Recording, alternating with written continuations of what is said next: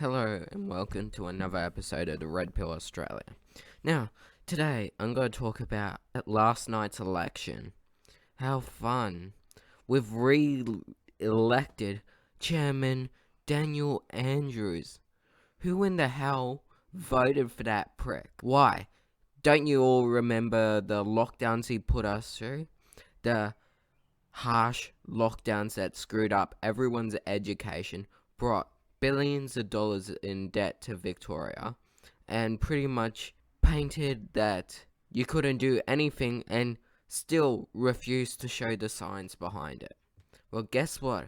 He has secured another flipping term, and I'm not fucking happy. So, who in the fuck voted for that fucker? Was it the lies and manipulation he promised to everyone? Like free kindergarten?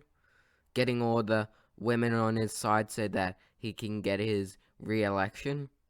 Yep, well that's pretty much what he did.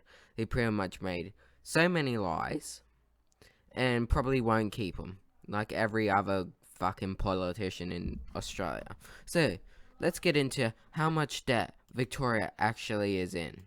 So, on the government website www.premier.vic.gov.au, net debt is projected to be 165.4 billion in June 2026, 21 billion lower than forecasted in May, and will be lower in each year of the forward estimate than was previously predicted.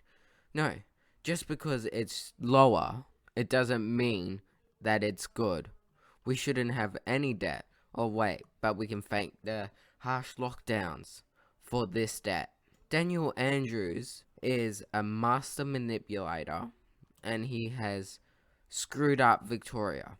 He screwed up the education system by locking all the kids down, causing a lot of mental health issues for kids and young kids. He's caused kids to be less talkable and sociable. All they know is computer games and encouraging, like, not coming to school and stuff like that. Because of the lockdowns, a lot of people don't really go to school anymore. Like, it's gotten really bad. People just don't care about school anymore. And then you look at all the crap he's pushed.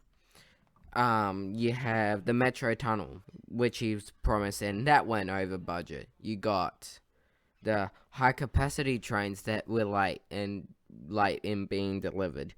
So you got a lot of late stuff that he's promised, and it's come late and over budget. Like, if we're in so much debt, where is Danial Andrews getting this money? And one of the answers to that question is probably China, because he has made quite a few trips to China over the years. And you got him during lockdowns and stuff coming down to a residence in Portsea when we could only travel like 5 to 10 k's, but he could travel like over 50 k's, and that's wrong.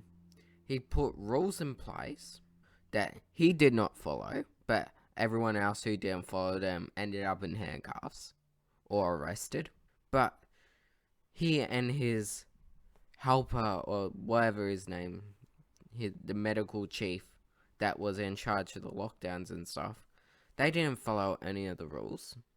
This brings me back to the question, with all the crap he's done over the last few years, why are people still voting for him? Like, is it because he lied and promised crap that he won't bring? Like free kindergarten? Just to get votes? Politics these days, if you want to get elected in politics, all you gotta do is make a whole senseless lot of lies and promises to the people that are electing you, and do the complete opposite, and then make deals with China and allow them to pay for infrastructure in Victoria, which then they will take back and make it Chinese owned. So, how screwed are we in Victoria? We are screwed. Maybe it's time to start rioting and not sitting down to all Australians, not just Victoria, but everyone in Australia, it's time to overthrow this corrupt government. It's time to overthrow these manipulative, evil people that lie all the time and don't give two crap about us. Maybe it's time to stop being scaredy cats, and it's time to rise and take back our country. Because enough is enough. We've sat down over the last few years, watched them lie, make us get a vaccine that's not needed. Speaking of vaccines, have you all seen the mentions of leaks that the vaccine certificates are? I've not seen one thing about getting vax or wearing masks. It's like COVID never happened. It's like, enough is enough. We've all been manipulated, lied to, and it's time to draw that line, and it's time to stand up for what we believe in. And maybe it might help the future generations. Because the older generations that have voted have screwed the younger generations up. This is not the younger generation's fault. This is all you people who voted yesterday have screwed us up. So, people who are watching this, and if you voted for Danial Andrews, you should take a look at yourself and maybe think. Look at what you've done. And maybe reflect and see how you can fix it. Because if we do not get him out of politicians, he's going to screw up Victoria. He's going to screw up everyone. Screw us all over. And then what would we be? Another piece in the puzzle for China. That's all we are.